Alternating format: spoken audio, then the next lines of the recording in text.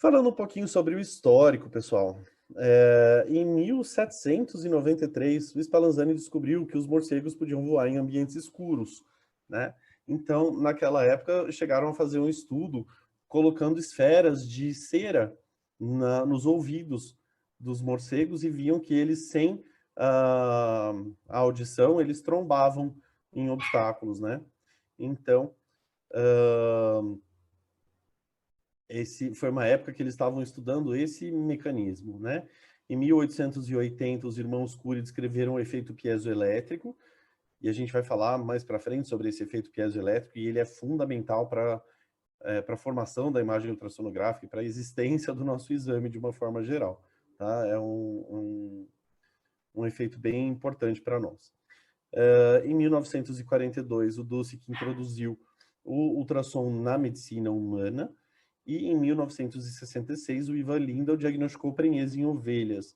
Então, o primeiro uso que a gente tem aí relatado da ultrassonografia na medicina veterinária é da data de 1966, com um diagnóstico de gestação em ovelha, tá? Então, só para a gente ver que não é algo novo, né? Não é algo recente aí, a gente está tendo acesso, né, ao exame ultrassonográfico há bastante tempo na veterinária. Obviamente, houve um avanço muito grande em termos de tecnologia, a gente tem muito mais recursos hoje, né, e, enfim, as circunstâncias estão diferentes, né, tudo está mais fácil, mais acessível, né. Há 12 anos atrás, os equipamentos de ultrassom, eles eram mais caros, mais difíceis, né, da gente conseguir acessá-los. Tínhamos ainda aqueles ultrassons bem antigos de tela de tubo, né, igual aquelas TVs antigas. Eram equipamentos pesados, né, os mais antigos ainda, 20, 30 anos atrás, 40 anos atrás, a gente tem aparelhos aí realmente bem precários, né? Mas o que eu acho importante é a gente saber que a tecnologia está avançando bastante e que a gente está tendo acesso a cada dia a equipamentos melhores, de frequências mais altas, de melhor resolução de imagem, equipamentos menores, mais leves, mais fáceis de carregar, né? E, enfim, a gente está numa época bem interessante nesse ponto tecnológico. É importante a gente ressaltar também para que serve o ultrassom. Então, eu quero conversar um pouquinho com vocês aqui e explicar e deixar bem claro em que situações o ultrassom vai ser bem-vindo, quando, né, a gente vai utilizar a ferramenta do ultrassom como diagnóstico na nossa rotina, tá? Então, a gente precisa entender que o ultrassom, ele faz uma imagem dos órgãos numa escala de tons de cinza. Então, a gente vai ver a morfologia desses órgãos, a gente vai ver o formato, o tamanho, os contornos, e a gente vê o aspecto do parênquima. Se esse parênquima é homogêneo, se é heterogêneo, se tem um aspecto mais grosseiro, mais granular, se ele está um tom de cinza mais claro, um tom de cinza mais escuro, ou se ele tem aquele tom de cinza que é esperado realmente para aquela estrutura, né? E lembrar que o ultrassom é um exame em tempo real. Então, um exemplo que eu sempre dou, um exemplo que eu sempre dou é quando a gente está fazendo uma varredura de baço, por exemplo, né? Então, imaginem que o meu braço seja o baço do paciente, e aqui esse ossinho é um nódulo, tá? Vamos imaginar isso. Se eu não apontar o meu transdutor no sentido desse nódulo, ele não vai aparecer na imagem. Eu vou ter uma imagem do baço normal, porque eu não apontei o meu transdutor na direção daquela lesão, tá? Então, eu preciso lembrar que é um exame em tempo real. Eu vou avaliar enquanto eu estou fazendo a varredura. Não é para obter as imagens e depois eu vou olhar as imagens para fazer o laudo. Não, a gente termina o exame com o laudo pronto na nossa cabeça. A gente só vai transcrever. Mas a gente termina o exame tendo o diagnóstico daquele paciente, obviamente, se for algo passível de um diagnóstico ultrassonográfico e que a gente tenha conseguido avaliar todas as estruturas que a gente precisava. Então, a gente precisa lembrar disso, tá? Evitar dar opinião em cima de imagens estáticas, de um exame já feito. A gente não sabe que ângulo que estava aquele transdutor no momento que ele obteve aquela imagem, para que direção do abdômen ele estava apontando quando obteve aquela imagem específica. Então, é muito complicado a gente julgar o trabalho de um colega olhando um laudo e olhando as imagens, tá? Por isso que a varredura realmente é importante, aí estar, né, atento aí ao exame em tempo real é o grande segredo aí, né, da ultrassonografia. Quando eu comecei a trabalhar com ultrassom, eu tive uma experiência muito interessante de uma professora que não me deixava olhar as imagens para fazer o laudo. Então, eu terminava o exame, na época a gente imprimia as fotos, né, as imagens do ultrassom daquela impressora térmica, e aí saía com aquele papelzinho, aquele rolinho, né, com as fotos do exame. A hora que eu ia sentar para laudar, ela passava lá e pegava as imagens e segurava com ela. E aí eu tinha que guardar, que lembrar, né, e laudar da minha cabeça, sem poder olhar nada, né? Claro que a gente não vai fazer isso, porque a gente vai colocar medidas, né? E, enfim, a imagem ajuda a gente a lembrar de algum detalhe, alguma coisa, obviamente. Mas é interessante a gente saber que a gente terminando de fazer a varredura, o exame tem que estar pronto, né? Se eu tenho alguma dúvida, eu tenho que tirar essa dúvida, que sanar essa dúvida durante a varredura, entendeu?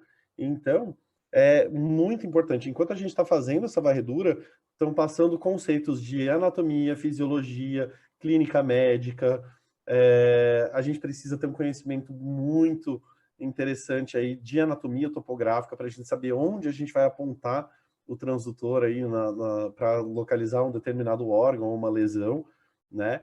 Então, eu percebo que normalmente quem trabalha com cirurgia, quem trabalha com necrópsia, né, que tem uma boa noção, uma boa percepção da anatomia topográfica, normalmente são pessoas que têm mais facilidade para achar os órgãos do ultrassom, né? Mas eu falo que o ultrassom ele envolve duas áreas, duas frentes, né? O treino da mão e o treino dos olhos. Então, é importante a gente saber cuidar aí dessas duas frentes, né? O treino da mão eu acho que é um pouco mais difícil quando a gente não tem um equipamento, né? A gente não tem acesso a um aparelho, e aí realmente pode ficar difícil porque não tem onde treinar. Mas os olhos, a gente tem muito onde treinar. Então, além dos cursos online, né, de todo o material que eu forneço aqui para vocês, né, vocês vão ter acesso aí aos slides e tudo mais. É, a gente tem as redes sociais, então existem vários perfis legais no Instagram que a gente pode olhar, que a gente pode seguir pessoas que postam casos, que compartilham experiências, né? E é muito legal. E a gente está vendo isso acontecer de uma forma bem intensa hoje no Instagram. Então, a dica que eu dou para vocês é achem, né, esses perfis legais aí de ultrassom e assistam aqueles vídeos, assistam o conteúdo que o pessoal posta, que o pessoal compartilha, né? Eu tenho o meu perfil lá também, que eu estou sempre postando uma coisa ou outra, alguns casos, né, que eu acho interessante, às vezes alguma coisa diferente que eu vejo, e eu gosto de compartilhar também.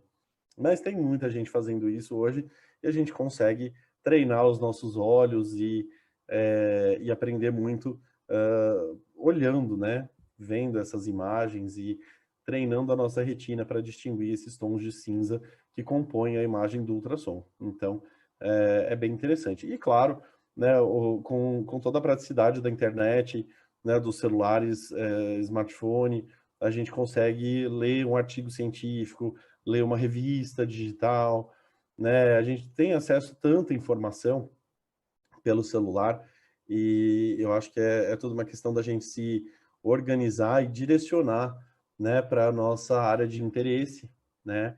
E aí fica bem bacana e bem interessante para a gente aprender cada vez mais. Pessoal, algo que é fundamental e que eu falo sempre, lembrar que morfologia é uma coisa, função é outra, tá? Então, não é porque o meu rim é feio no ultrassom que obrigatoriamente a função vai estar alterada, né? Então, aqui eu coloquei um exemplo para vocês de um rim com a cortical bem espessada, o parênquima bem heterogêneo, hiperecogênico, aqui tem um cálculo fazendo sombra, né? Então a gente vê alterações importantes nesse órgão, mas não é porque tá assim que a função obrigatoriamente vai estar alterada, né? A gente sabe que a ureia e a creatinina, elas aumentam quando tem acima de 75% de lesão dos dois rins. Então, eu posso ter um paciente que é doente renal crônico, ele pode estar compensado naquele momento e ter uma creatinina normal, uma ureia normal, e ter alterações estruturais importantes no ultrassom, tá? Então, eu recebo muito esse questionamento, né? Às vezes eu laudo que aquele rim tem uma alteração, e aí o clínico vem me perguntar, mas a creatinina deu tanto, a ureia deu tanto, né? Por quê? Então, e eu fico feliz quando eles me perguntam, dura quando eles deduzem que, nossa, esse ultrassom tá errado, falou que tem lesão renal, mas não tem não, ele tá vendo coisa aí, né? Eu já ouvi muito isso. Então, lembrar, né, que a gente tem essa, essa discrepância aí do laboratório, né, dos exames laboratoriais nem sempre estarem trazendo a mesma informação que o ultrassom. Mas, sabendo disso, a gente também entende que o ultrassom, ele é mais sensível, ele faz uma detecção mais precoce da doença renal, por exemplo, né? Então, muito comum a gente pegar alterações de morfologia sem ainda ter alteração funcional.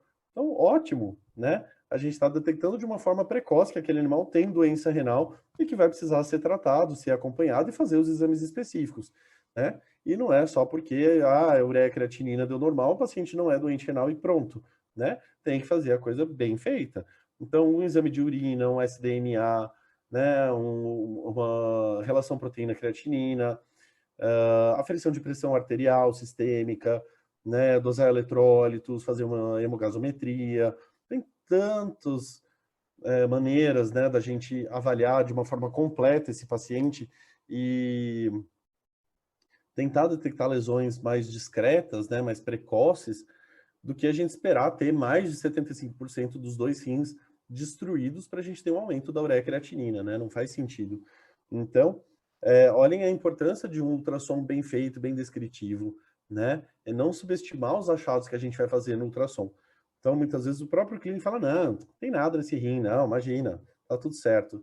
E a gente está identificando que ali tem uma alteração que às vezes é discreta, às vezes pode ser um pouco mais gritante ali, e chamar mais a nossa atenção, né? Mas é muito importante a gente entender esses mecanismos e por que que a morfologia está alterada e a função ainda não, né? Para o clínico entender o que a gente está vendo, entender o resultado do exame que a gente está entregando para ele, porque senão vão achar, ah, não, o ultrassom está errado, né? A ureia creatinina está normal e o ultrassom tá dando informação que não é condizente com a realidade, tá? Então tomem cuidado com esses desencontros de informação. Bom, quando a gente pensa no que o ultrassom é capaz de fazer, aqui o céu é o limite, né? Então, a gente fala sobre abdômen total, mas a gente também faz a ultrassonografia gestacional, que, aliás, é um exame belíssimo.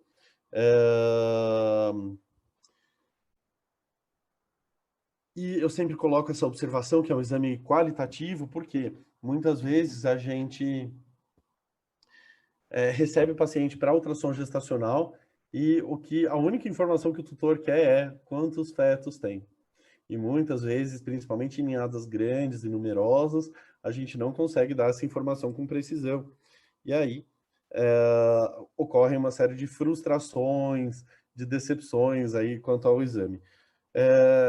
Gestações normalmente ninhadas de até 4 filhotes, 4 fetos, a gente consegue contar sem grandes problemas. Eu já passei por uma situação que eram 2 fetos na mesma posição, né, os dois com a apresentação cranial, né, com a cabecinha voltada para a cervix, e achei que fosse um só. Né, era uma cadelinha pequena, e aí eu via os dois achando que eu estava pegando o mesmo filhote. Né? Tem um exemplo que eu dou muito também, tanto para os tutores, né, quando eu vou atender, como para os meus alunos também de curso, né? Uma vez eu peguei uma Golden no final da gestação e fui fazer ultrassom dela. E aí, por curiosidade minha, eu falei, vou tentar contar. Eu contei 7 filhotes. Nasceram exatamente 14 filhotes. Então, até no raio-x, uma ninhada muito numerosa pode gerar dúvidas, pode ter sobreposição ali e gerar confusão para o radiologista também, né? Não é só no ultrassom que a contagem é mais difícil. E a gente precisa que a cadela esteja numa posição ideal, né? Então, ela precisa estar bem reta, deitadinha na calha, com a coluna bem retinha, as 4 patinhas para cima, no decúbito dorsal bem confortável para ela, mas para a gente não ter sobreposição, né, de cornos uterinos. Quando ela fica de lado, aí fica muito mais difícil da gente contar, porque a gente pode contar 2 vezes o mesmo feto, ou ter fetos por cima e outros por baixo, e aí fica mais complicado para a gente fazer essa contagem. De qualquer forma, o exame gestacional ele oferece informações muito mais importantes do que simplesmente quantos bebês tem lá dentro, tá? Então, a gente faz toda a avaliação da organogênese, né? Então, a formação dos órgãos do bebê, o desenvolvimento, o crescimento desse bebê, além das estruturas em si, o tamanho das estruturas, e a gente tem toda uma parte de avaliação quantitativa dessa gestação, a gente vai medir diâmetro de cabeça, pode medir o comprimento do corpinho, crânio caudal, e aí tem várias fórmulas que fornecem para nós a data, né, o tempo da gestação, de acordo com essas medidas que a gente faz. Além da aferição de frequência cardíaca do bebê, identificação de sofrimento fetal, né, a gente sabe que tem aquela oscilação da frequência cardíaca pré-parto e que é fisiológica, que é normal, né, e olha só que interessante, né, um trabalho de alguns anos atrás aí mudou o conceito de sofrimento fetal.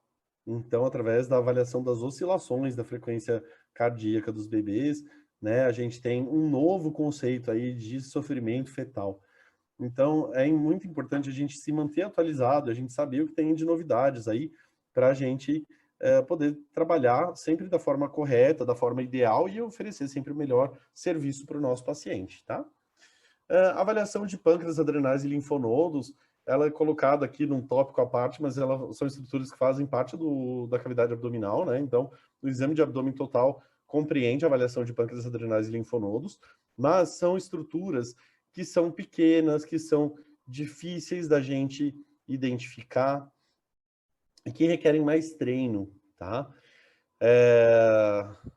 Os rins, a bexiga, o baço, o fígado, a vesícula são órgãos grandes, fáceis da gente identificar na varredura e que, num primeiro contato da pessoa com o equipamento, consegue fazer a identificação desses órgãos, né? Claro que depois a gente vai refinando isso, de saber avaliar o tamanho, se está normal, se não está normal, se o tom de cinza está normal para aquele órgão, e se está alterado, por que está alterado, o que é aquilo, é inflamatório, é neoplásico, é degenerativo, o que a gente está vendo ali na tela, né?